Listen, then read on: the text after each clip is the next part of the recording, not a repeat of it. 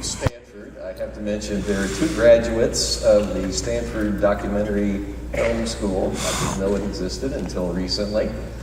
Two recent Masters of Fine Arts out there, and they are working with the HI-SEAS project to do a documentary on what it's like to give up months and months of your life to simulate being on Mars. So I think, there's a long list of Mars-related things that are just amazing. No, exactly, and we, part of our goal has been to explore several of them, including McMurdo. We were down in McMurdo. McMurdo, it's a colony the size of McMurdo, and sort of the character of McMurdo, being this outpost that is such a harsh environment, is something that we look at as a parallel to the first Mars mission will be like, and it's very different than what a settlement on Mars will look like in many ways, but certainly with Murdo and HI-SEAS are two of the things we focus on in the series as things are happening now that really will be echoed in the first missions.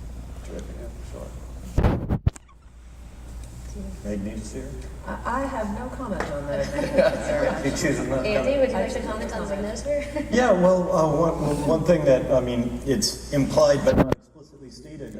Yes, the magnetosphere or lack thereof caused a lot of problems for Mars's atmosphere. If you ever terraformed it, it might cause continuing problems to maintain the atmosphere. But the biggest problem is that the lack of a magnetic field means that you're not being protected from the radiation.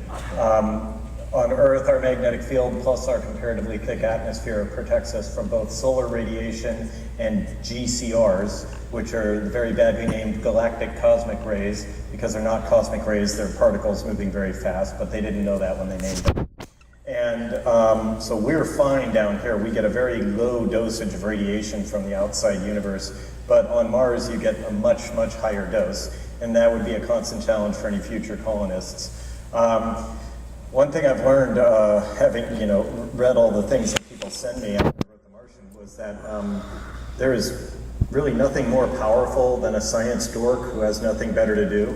And so somebody sent me an actual scientific published paper that they wrote about the exact amount of radiation dosage that Mark Watney would have received on Mars, and also the radiation dosage that the rest of the crew of Hermes would have received. And actually the crew of Hermes would have received a much worse dosage, because Mark spent most of his time on Mars, which means he had the planet of Mars blocking half of the radiation, anything that would have come up from that direction.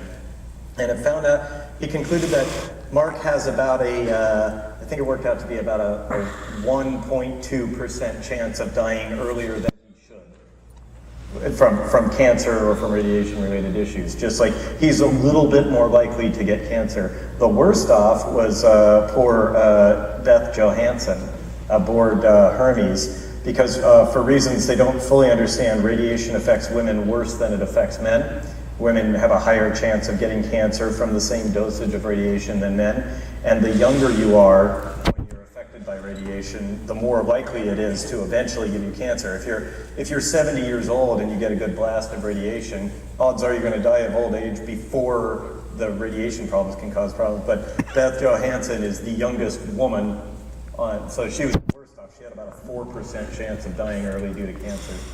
But the interesting thing is, when I wrote the book, I knew I was hand-waving around the radiation issue. I said oh, there's this material, everything, it's all taken care of. But I didn't realize that it actually was, the actual radiation risk is really not as bad as I had thought. Yeah, something that, again, will come